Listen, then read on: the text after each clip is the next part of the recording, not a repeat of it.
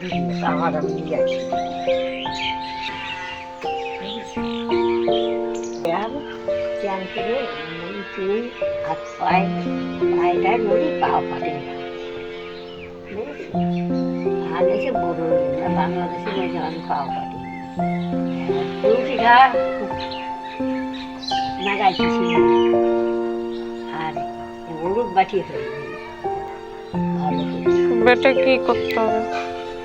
আমি পাতা বাটিয়ে গায়ে মায়ে মাছতে নেই না দাবি হাতে পায়ে ঘাও পছলাই না জনি হয় না এই জনিতে নিম পাতা কাঁচা হলুদ নাই কত আমি মাখিয়েছি আমিও তো মাখিয়েছি ছোটবেলা। ওরা তো মাইছে আর তেঁতুল সেই ঠোঁটে লাগাতে হয় না?